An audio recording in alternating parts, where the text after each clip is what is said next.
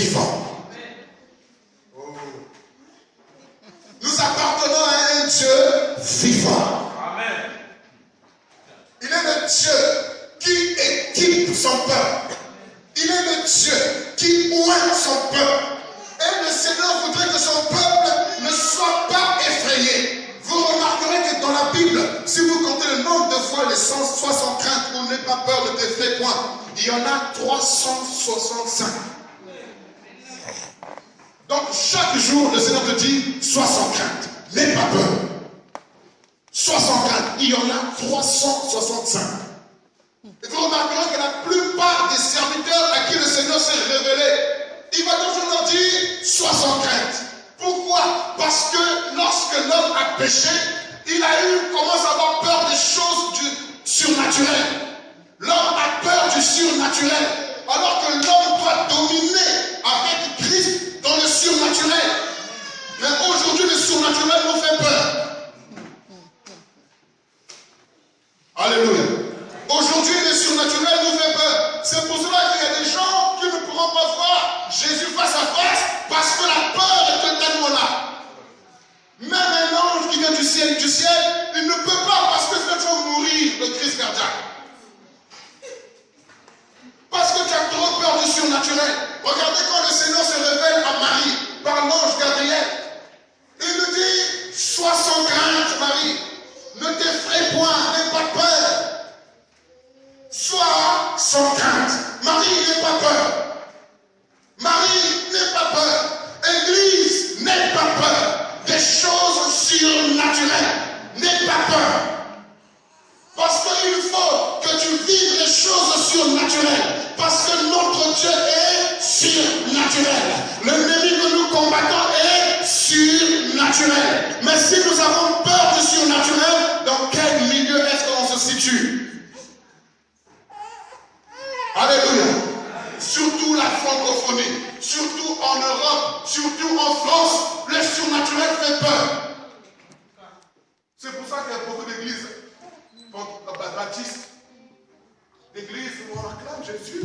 Amen. C'est tout. Il y a encore acclamé, et encore. On ne veut pas les problèmes. Nous, on ne croit pas aux démons. Nous ne chassons pas les démons. Nous, on prie seulement, on écoute la parole et c'est fini. Mais la parole que tu prêches elle-même est déjà surnaturelle.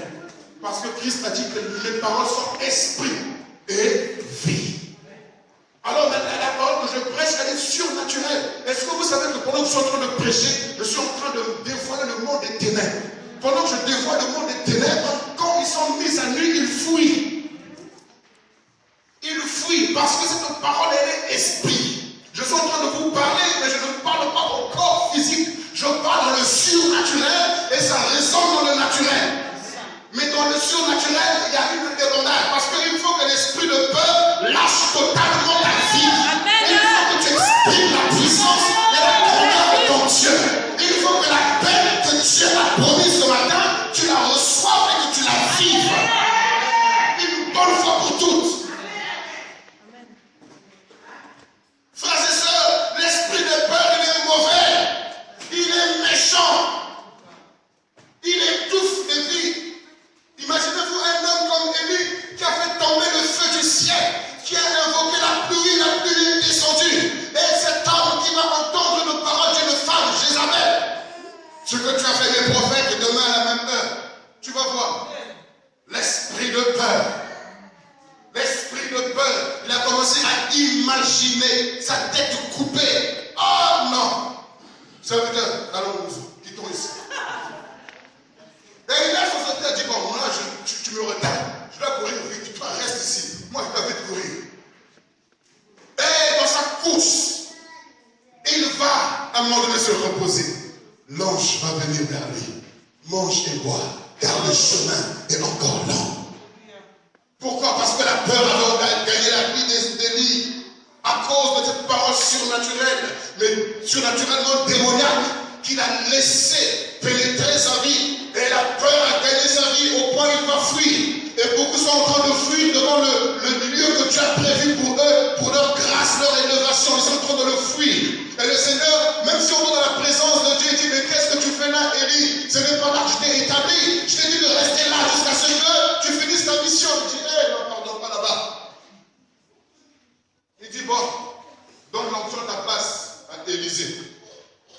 Et va oindre Jéhu comme roi. Et frères et sœurs, nous voulons ce matin comprendre que la peur n'a pas de place dans nos vies. S'il y a un esprit qu'on va combattre, qu'on va chasser, c'est bien cet esprit-là. Il nous fait croire des choses qui n'ont pas lieu d'être. Il nous pousse à imaginer des choses qui n'ont pas lieu d'être, de façon à nous effrayer, à nous faire peur. Mais nous ne sommes pas de la race des hommes et des femmes qui ont peur. Nous sommes des hommes et des femmes, des hommes et de la race des hommes et des femmes qui croyons en Christ. Ésaïe 30:15 nous dit, c'est dans le retour à l'éternel et le repos que se trouve ton salut. Et c'est dans le calme et la confiance que se trouve ta force. Amen.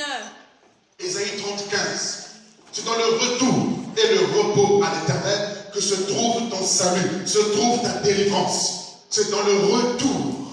Reviens à l'éternel. Repose-toi, sois en paix. C'est là où tu auras ton salut. C'est dans le calme et la confiance en l'éternel que se trouve ta force. Ecclésiaste 10:4 nous dit encore, si l'esprit de celui qui domine s'élève contre toi, reste sur place. Reste calme. Car le calme évite de grands péchés. Je vous ai dit que le diable, lorsqu'il envoie la peur, c'est pour que tu sois agité, pour que tu sois hors de toi. Quand on est hors de soi, c'est qu'on a perdu le sens. C'est qu'on a perdu nos moyens. Quand on est hors de nous. Alléluia. Mais c'est pour cela que l'Ecclésiaste nous dit bien, et Ésaïe nous dit, de rester calme.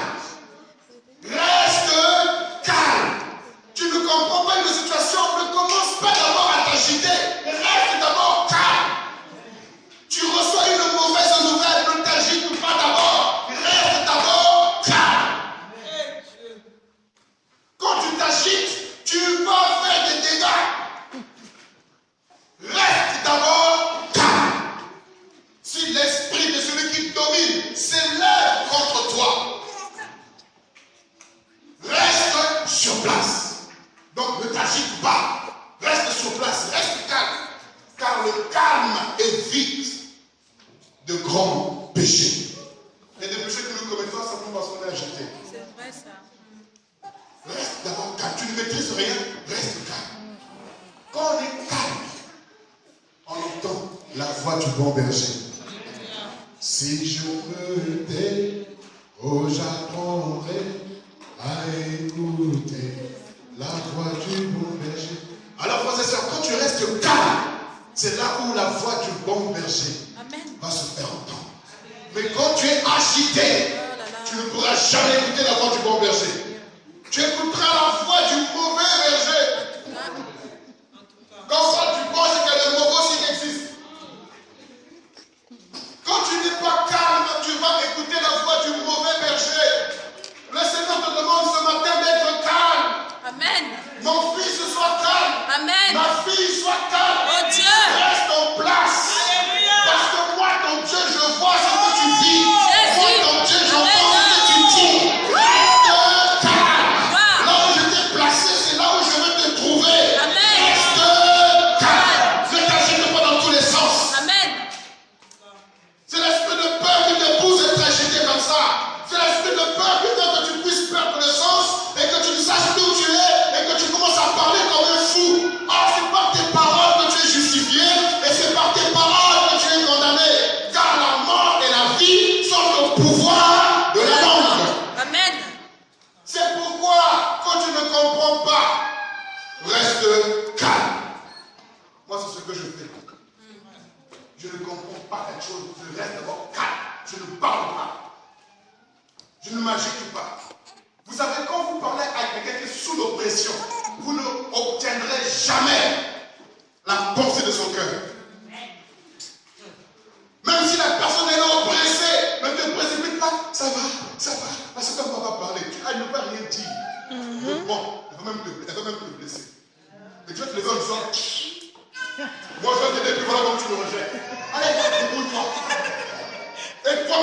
tu es blessé. Pourquoi? Parce que tu veux mettre la personne dans le feu. Chut.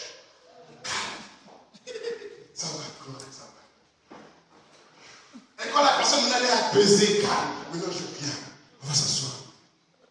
Et là on peut causer. Là tu vas obtenir la pensée de son cœur. N'agissez pas sous l'oppression. N'agissez jamais sous l'oppression. Allez, quand il y a la manifestation, il me faut rire les journalistes. Ils posent des questions aux gens qui sont en train de manifester. Qu'est-ce qu'ils vont entendre? Des paroles agressives. Des paroles violentes. Alors c'est pour cela que sous l'oppression, la même personne va avoir des propos vraiment alors désagréables et hors de la pression, la personne aura des paroles sensées. Frères et sœurs, n'agissez pas sous l'oppression. L'oppression, le diable met cela pour que tu sois agité. Même quand tu ne maîtrises rien, quand tu ne comprends pas. Chut. Surtout les femmes, ça, pour ça, elles sont proches. Ah non. C'est comme s'il y avait que elle à qui tu avais donné la bouche pour parler. Ah non, ah non, non, non, non, non, ah non, ah non, ah non, ah non, non, non, non, ah non. Oh, femme. Alors grave quand l'homme commence à parler comme une femme. Là, on doit savoir rester calme. Regardez Moïse, tout le monde est en panique. Mais lui, il est le seul qui élève là-bas et dit, soyez sans crainte, restez en place. Oh, je reste en place. Le pharaon approche, je reste en place. Mais Moïse débelle. Moïse, ça va pas, non, quelque chose nous a pas dans ta tête. Que je reste en place alors que le pharaon approche. Tu veux que je reste calme alors que les vaches sont en train d'envahir ma part? Tu veux que je reste calme alors que la tempête se lève de plus en plus? Oui, le Seigneur te dit, reste calme. Même si la mer se déchaîne, reste calme. Est-ce que ce mot vous est familier, le mot calme? Quand tu le emploies ce matin, est-ce que ça te ressemble? Est-ce que tu peux prendre ça comme deuxième prénom? Oui. Ou quatrième prénom pour les Africains? Parce que l'Africain, je les donne au moins 3 prénoms. Alors, frères et sœurs, est-ce que le mot calme te dit quelque chose? Tu réponds pour toi-même. Si ça ne te ressemble pas, adopte-le comme sœur. Adopte-le. Car le calme évite de grands péchés. Quand tu restes calme, tu évites de murmurer, tu évites de te plaindre, tu évites de bouder, tu évites de critiquer, tu évites de maudire. Vous voyez tout ce qu'on évite quand on reste calme. Pas seulement le calme apparent, mais le calme intérieur. Parce que tout ce que tu peux entendre, tu peux chercher à t'agiter. Reste calme. Je reste calme. Je sais que je dépends d'un Dieu. Je suis dans la barque, mais ce n'est pas moi qui suis le pilote de la barque. J'ai un pilote, j'ai un bon berger. C'est lui qui me conduit quelque part. C'est lui, je dépends de lui. Église, restez calme. Amen. Alléluia. Peuple de Dieu, restez